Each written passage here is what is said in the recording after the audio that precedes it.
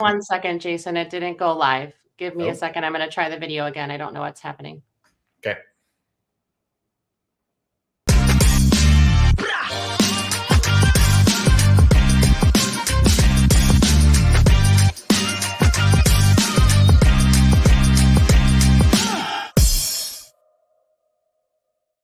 Hi, thank you for your patience as we took a minute to get through a quick technical issue. My name's Jason. Welcome back to our series on mastering RMM. We've got a special guest this week, Walter Clark, who's going to join us both today and tomorrow. Walter leads our teams looking after expert services, so things like our NOC services and help desk services, and we're really going to focus a lot on how to optimize our environment, how to optimize the console so you provide the best service to your end clients. Some tips and tricks for configuration and setup. Next week, we'll be back with our normal regular schedule, which is a focus on Microsoft integration, so Intune, Microsoft Defender for Business, as well as cloud monitoring of Azure workloads. With that, I almost forgot one last thing. Because of the U.S. holiday on this Thursday, 4th of July, we will not have our normal webinar series. We just have our streaming sessions today and tomorrow. And with that, Walter, please take it away. Thank you, Jason, and great to be here. Heard nothing but great things about these sessions, so honor, privilege to be here. Like Jason said, we're going to focus on a couple of things today and tomorrow. Today, we're going to spend a little time looking at our NOC services. What our NOC services are it's part of our integrated expert services offering. Integrated expert service includes things like our NOC, Network Operations Center, our help desk services, which we're going to focus on tomorrow, our NDR services, as well as dedicated tech in our project assistance team as well. So, what is the software? It's really to help you with skill set shortages, allows you to scale, and allows you to be flexible in terms of having to hire and build teams within your organization. The integrated expert services falls within our remote monitoring management offering. It is required. RMM is required for expert services to be able to be effective and provide the service themselves. And within our integrated expert services, like I said, today, NOC, tomorrow, help desk. So let's spend a few minutes on NOC. Why do you want to engage with us? One is a service that's built on both what you alert us to do and what you ask us to do in terms of responsive, reactive type of work. But it's really the majority of the service, about 90% of our transactions are based on our monitoring alerting system. So as alerts are deployed and are fired, they are turned into work for our NOC to be able to start looking into things and fixing things as best they can.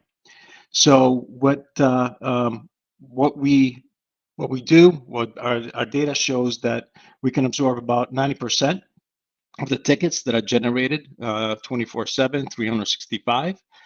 And really, that's the biggest value that the NOC has to offer. It's a continuous monitoring, being on top of issues. If we can solve it, great. If we can't solve it, we obviously have to get you involved in the process and make sure we take care of you and your clients. It's an alert based on it's a service based on our alerts that are generated by our alerting service. And that's at last check. This changes every month, but at last check, it's 1,200 based alerts that are monitored and worked on. The service itself is broken down priority. Obviously, when a server is down, lights out management type of alerts, those things are prioritized first. But there's about 1,200 or so alerts. The QR code on the screen here will take you to our statement of work that breaks down exactly what we do and what priority. And then the second piece is obviously the your initiated tickets for our NOC. If you see something needs to be fixed, patched, looked into, those are the type of categories that our NOCs will jump on. The way you do that is either by the most common way we get involved with it is by tickets that are opened by you and pushed over to our NOC team themselves. So how do you set us up in order to start begin work with you? So the first thing that we ask you to do is to create a policy and make sure that the policy has NOC services enabled within the once you create the policies, we ask you to create a package within that policy, and then deploy that to the actual sites that you want NOC service to be supporting. The NOC service itself is based on the actual site and the service associated with that site. So make sure you deploy that to the actual sites that you want NOC services deployed to. The best practice that we are here to really focus on today is what is the best way to engage with NOC and make sure that we are both getting the most amount of value out of the service themselves.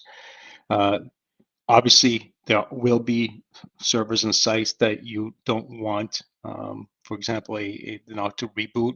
For it, that's just a simple example. There's other servers that you may want to be alerted to and get a phone call about, but not have anybody log in and touch.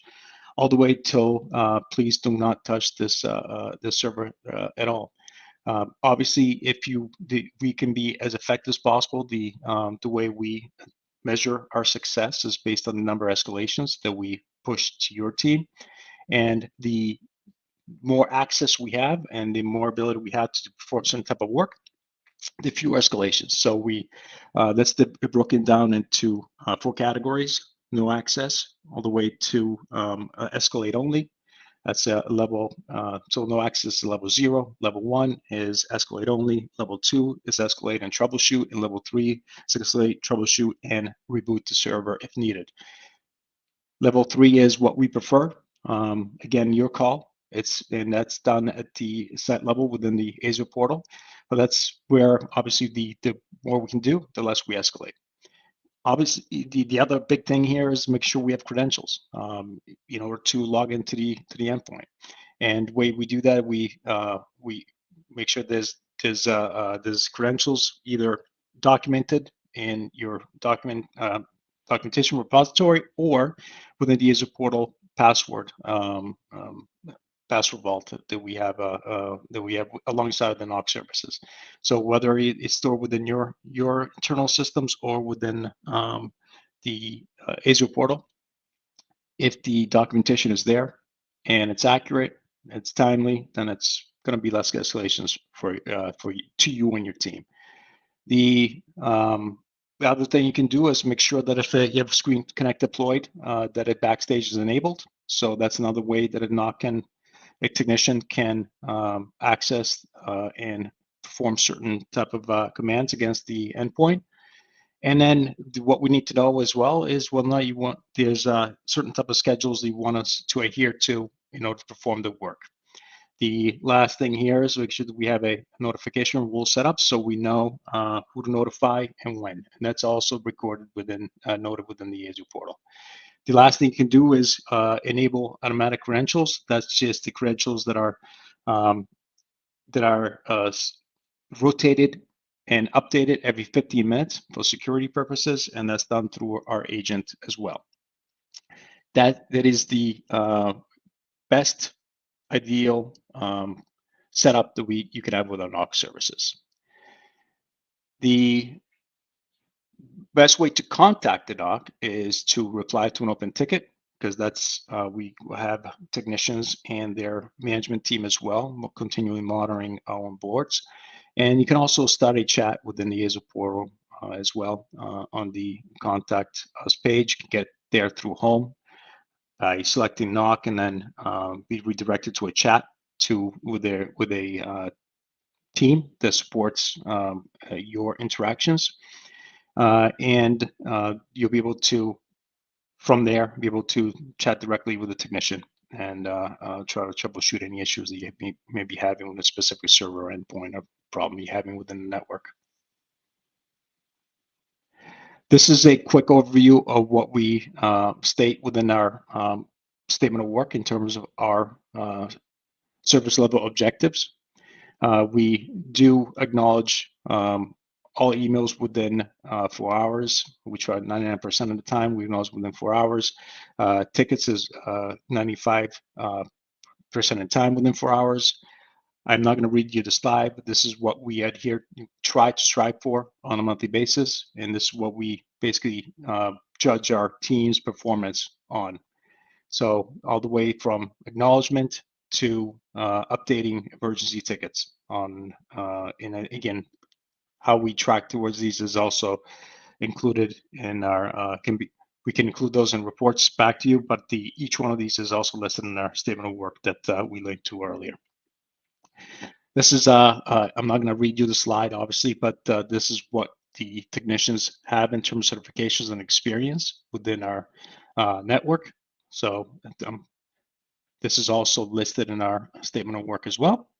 And then I'd love to continue this conversation with you on our community. So there's a link there for you to ask questions. I'll be looking at any questions you may have on our community.